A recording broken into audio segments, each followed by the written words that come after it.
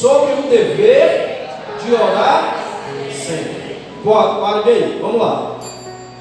O dever de orar sempre foi o objetivo de Jesus com aquela parábola. Vamos aqui, para nós fazermos aqui uma espécie de conjectura aqui. Vamos lá. O que foi que Jesus fez? Estava lá o povo e tudo.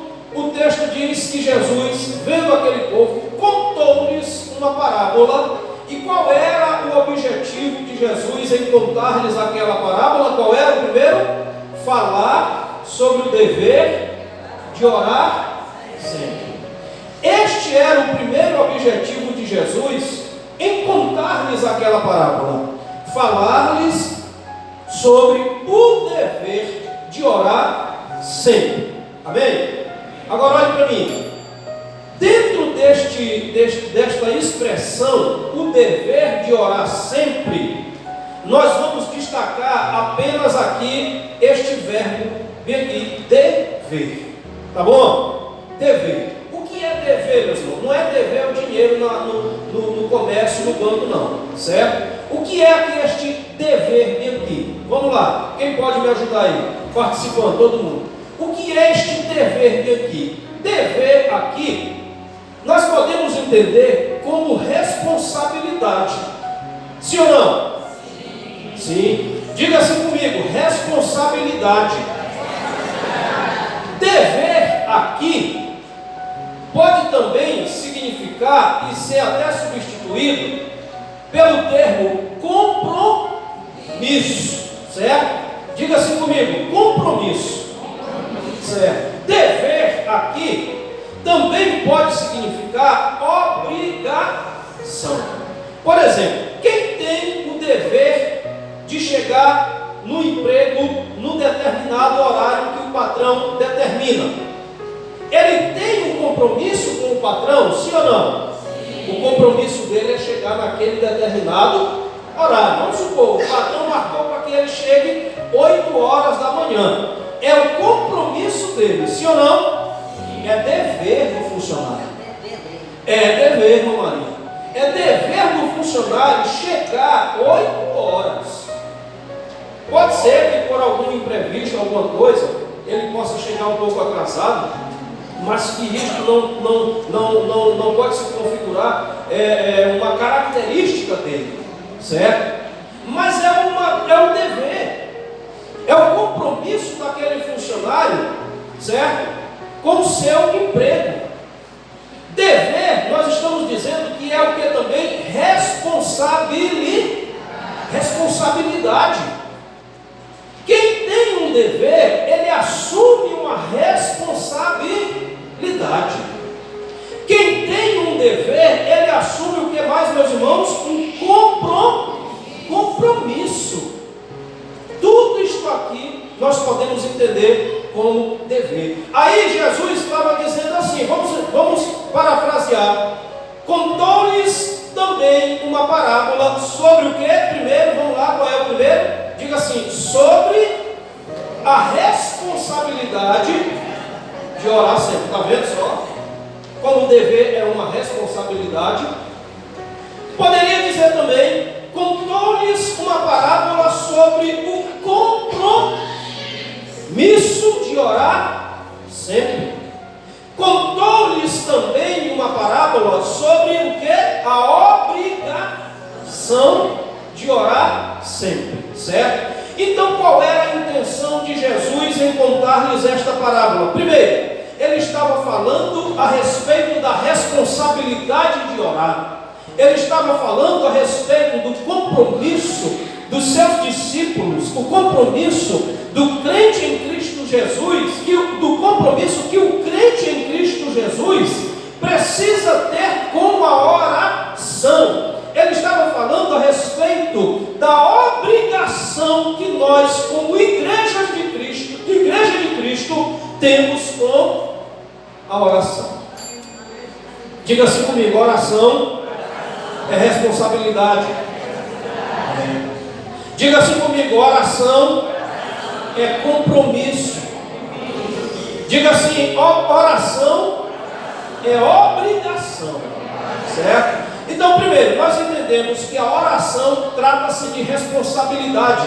Jesus contou-lhes a parábola, contou-lhes também uma parábola sobre a responsabilidade de orar sempre. Quem assume a responsabilidade, quem assume o dever, deve ter compromisso, deve tomar isto como obrigação, deve tomar isto como prioridade para a sua vida. Quem assume o dever, quem assume a responsabilidade, está se comprometendo com aquele de quem recebeu a obrigação, a responsabilidade, de que ele irá tratar aquela devida questão com a devida responsabilidade que a questão exige. Eita, Jesus. Oração é responsabilidade. Oração é compromisso. Oração é obrigação. E aqui, meus irmãos, quando nós estamos dizendo que oração é obrigação, não é no sentido de uma obrigação imposta, forçada por outra pessoa. Não. Não é a oração aqui, não é que eu esteja forçando, obrigando o irmão Paulo Ferreira orar. Embora, irmão Paulo, tu tem que orar. Não é obrigação nesse sentido, não é algo que está sendo imposto à força, não é algo que está sendo colocado à força. Não. A obrigação aqui é no sentido de necessidade pessoal minha. Entenderam, meus irmãos? A obrigação aqui é no sentido de eu ter a responsabilidade, de eu ter o compromisso e de eu ter esta obrigação para mim mesmo, para o meu próprio bem. Sim ou não? Olha, quando a pessoa vai no médico consultar, aí o médico receita um remédio, um tratamento e tudo, olha, isso aqui você tem que tomar 3 vezes ao dia. Um de manhã, um de tarde, um de noite. Comprimido, vai tomar um de manhã, um de tarde, um de noite. Um de manhã, um de tarde, um de noite. Olha para mim, é assim ou não é? O médico obriga o paciente a beber o remédio? Não. Ele receita o remédio. O médico vai lá na casa do paciente, botar o remédio na goela do paciente? Vai. O médico sai do consultório dele para ir lá na casa do paciente e dizer: bichinho, olha, está na hora do teu remédio aqui, ó, do teu diazepam, pega, troço. Vai? Vai não, meus irmãos. De quem é a obrigação? É do paciente. Sim ou não? O médico, o paciente foi lá, passou o remédio, olha, isso aqui, um de manhã, um de tarde, de noite. Ele tomou aquilo como uma obrigação para ele. Não é que ele está sendo forçado a tomar. Não é que ele está sendo obrigado a tomar. É porque ele entende o quê? Que ele precisa. Quem precisa de oração, levante as mãos aos céus. Quem precisa orar, levante as mãos aos céus. É por isso, meus amados irmãos, que Jesus contou-lhes a parábola aqui sobre o dever, a responsabilidade, o compromisso e a obrigação de orar sempre. Amém? Vamos lá. Segundo termo aí no versículo 1. Ele diz assim: e contou-lhes também uma parábola sobre o dever de orar sempre, e o que mais? E nunca desfalecer. Qual era o segundo objetivo de Jesus em contar-lhes esta parábola? O primeiro nós já sabemos. O primeiro era falar a respeito do compromisso e responsabilidade com a oração. Agora o segundo objetivo, o texto está dizendo, a respeito de nunca desfalecer. Jesus tinha esses 2 objetivos aqui. Olha, eu vou contar essa parábola para vocês sobre o compromisso, a responsabilidade, o dever de orar sempre e de vocês nunca desanimarem, nunca desfalecerem, certo? Contou-lhes, pois, e contou-lhes também uma parábola sobre o dever de orar sempre e nunca desfalecer. Meus irmãos, olhem para mim. O que é desfalecer? Desanimar, não é? Sim ou não? Desmaiar. Como é aquele termo lá, missionário? Aquele termo lá, por favor. Desconvalecido. O fulano desconvaleceu. Desmaiou. Falar que está todo café. Desmaiou. Entendeu? Desfalecer significa isso. Desfalecer significa perder o ânimo, perder as forças. E o que era que Jesus estava querendo com aquela parábola? Não perca a força, não perca o ânimo. Era isso que ele estava querendo dizer. O objetivo da parábola não era esse, de falar a respeito do dever de orar sempre e da pessoa nunca desfalecer. Desfalecer significa desanimar. E quando a gente olha lá no texto original, esta palavrinha bem aqui, desfalecer, escute, olha, escute isso aqui. Quando a gente olha lá no texto original, essa palavrinha desfalecer, sabe o que ela significa? Nunca desanimar diante das dificuldades. É isso que desfalecer no original grego significa. Significa o que, meus irmãos? Diga assim comigo: nunca desfalecer, desanimar diante das dificuldades. É como se Jesus estivesse dizendo assim: olha, eu vou contar uma parábola para vocês. Esta parábola trata sobre duas coisas. A primeira é sobre a obrigação de orar sempre. E a segunda é sobre você nunca perder o ânimo diante das dificuldades. Bendito seja o nome eterno do Senhor. A parábola aqui em questão, ela fala para que nós tenhamos cada vez mais compromisso com a oração, mas que nós tenhamos também um compromisso com a fé em Cristo Jesus, e dela nunca desanimemos, e dela nunca desfalecemos, nem mesmo diante das dificuldades. Desfalecer significa nunca desanimar diante das dificuldades. Desfalecer aqui no original significa nunca enfraquecer. Não enfraqueça na fé. Não enfraqueça na fé. Permaneçamos firmes na fé. Desfalecer aqui, sabe o que significa também? Nunca perder a coragem. Essa palavrinha aqui, desfalecer, no original, ela significa nunca enfraquecer e nunca perder a coragem.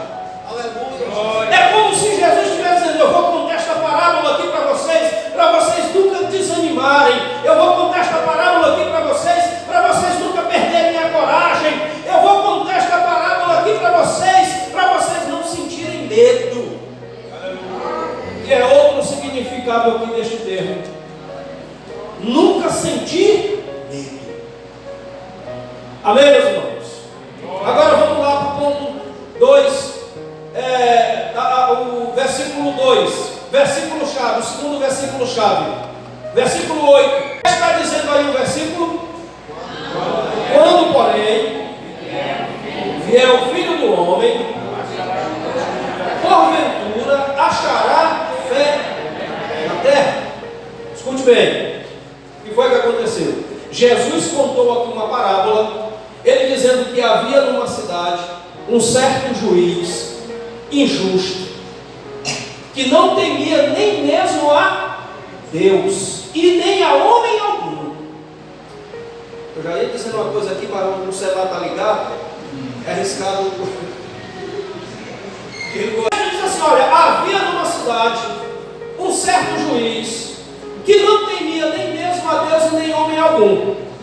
Havia naquela mesma cidade uma viúva que todo dia ia na casa do juiz, batia lá: ei, minha justiça, ei, no meu caso, ei, seu juiz, olha a minha causa. E o juiz disse assim: rapaz, só para essa mulher parar de estar enfadentando minha paciência, eu vou logo julgar a causa dela, para ver se ela para de vir aqui na minha casa. Mulher antipática. Foi ou não foi? Sim ou não? Aleluia. Entendeu? Aí Jesus chega e diz assim: porventura, quando vier o Filho do Homem, porventura, achará fé na terra? Vamos lá. Às vezes parece que essa parte B parece que não faz nem parte da história. Vocês perceberam isso? Meu Deus, mas para que Jesus botou esse negócio bem aqui, essa parte B aqui do versículo? Porque parece que está assim desconexa da parábola. Mas aqui é que nós vamos entender o porquê de nós termos que perseverar, permanecermos firmes na fé até a volta de Jesus. O autor, o comentarista da Bíblia Pentecostal, Donald Stanley, ele diz que essa pergunta de Jesus, o comentário dele lá na Bíblia de Estudo Pentecostal, ele diz que essa pergunta de Jesus, quando ele diz assim: porventura, quando porém vier o Filho do Homem, porventura achará fé na terra? Ele diz lá que uma das explicações para que Jesus tivesse feito essa pergunta é porque, olha, escute bem, uma das razões de Jesus ter feito essa pergunta, no entendimento dele, é porque na proporção que a volta de Cristo está se aproximando, o mundo vai se tornar cada vez pior. Entenderam?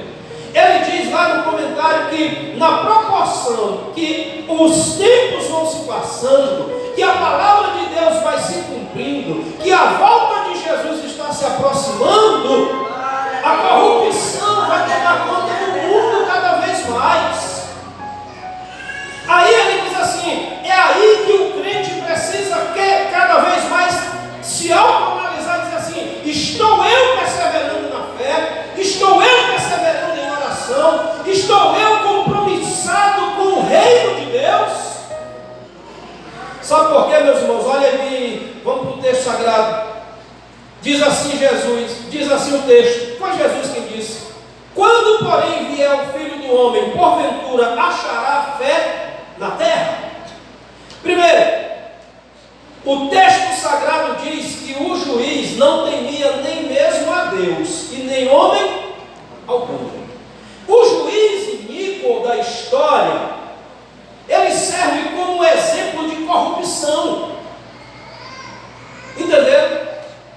O juiz iníquo, o juiz injusto da história, aqui da parábola, ele é um exemplo da corrupção que nós estamos vivendo. Quem ele era aqui? Ele era o quê? Ele era juiz. Por ser juiz, esperava-se que ele agisse como? Com justiça. Rapaz, o homem é juiz. Ele é o fiel na balança. Não é assim que a gente pensa? Rapaz, olha, este moço aqui, o juiz aqui dessa cidade aqui, que Jesus está contando a parábola, esse homem aqui era para ser o exemplo de todos. Este juiz aqui era para ser o exemplo para toda aquela cidade. Sim ou não, meus irmãos? Como era juiz, meus irmãos? O que é que se espera de um juiz? Que haja com retidão, equidade, justiça. É assim ou não é? Agora eu pergunto, está sendo assim hoje? De dever e obrigação. Principalmente com a oração, com a palavra de Deus, com Deus. Entenderam, meus irmãos? Então o que é que acontece? Aquele juiz era para ser o exemplo da cidade, mas era o pior que tinha lá. Não temia nem mesmo a Deus e a homem algum. Aquele juiz aqui da parábola é o exemplo de como o mundo está hoje, se corrompendo cada dia mais. A viúva aqui da história, ela serve como um exemplo de fé perseverante. Todo dia ela ia na casa do juiz: juiz, olha a minha causa, juiz, julga a minha causa, juiz, olha, eu quero que o senhor julgue a minha causa. Todo dia. O que é isso? Exemplo de fé perseverante. Aí o juiz foi lá e disse: rapaz, eu vou julgar logo para ver se essa mulher para de vir aqui na minha casa azucrinar meu juízo, minha paciência. Aí o juiz foi lá e disse: rapaz, eu vou julgar logo para ver se essa mulher para de vir aqui na minha casa azucrinar meu juízo, minha paciência. Aí o juiz foi lá e disse: rapaz, eu vou julgar logo para ver se essa mulher para de vir aqui na minha casa azucrinar meu juízo, minha paciência. Entenderam, meus irmãos? O juiz é um exemplo de quê? Corrupção do mundo. A viúva é um exemplo de quê? Perseverança na fé. É por isso, meus amados e queridos irmãos, que Jesus perguntou dizendo assim: quando, porém, vier o Filho do Homem, porventura achará fé na terra? Jesus há de voltar, rompendo os céus com grande glória. E assim, meus amados e queridos irmãos, como o exemplo desta viúva, nós precisamos estar permanecendo firmes na fé, perseverando na fé. O mundo é corrupto. O mundo está se corrompendo cada vez mais. O crente precisa perseverar na fé em meio a um mundo corrompido. O crente precisa perseverar na fé em meio ao mundo que está totalmente entregue ao pecado. É por isso que nós, como crentes em Cristo Jesus, precisamos permanecer firmes na fé em Cristo Jesus. Precisamos permanecer firmes na palavra de Deus. Precisamos permanecer firmes na oração, porque só assim nós conseguiremos vencer o mundo e viver uma vida reta diante dos olhos de Deus. A situação, eu já disse aqui, vou tornar a dizer, a situação vai piorar. Meus irmãos, vai melhorar não. Eu fui agora, no começo desse mês, fui a uma reunião em Bacabal. Nos na fé, nos agarrarmos na palavra de Deus e deixar quem quiser se corromper que se corrompa, deixar quem quiser se estragar que se estrague, mas nós precisamos cada dia mais louvar a Deus, permanecer firmes na fé, cantando e firmes na palavra de Deus, firmes nas promessas.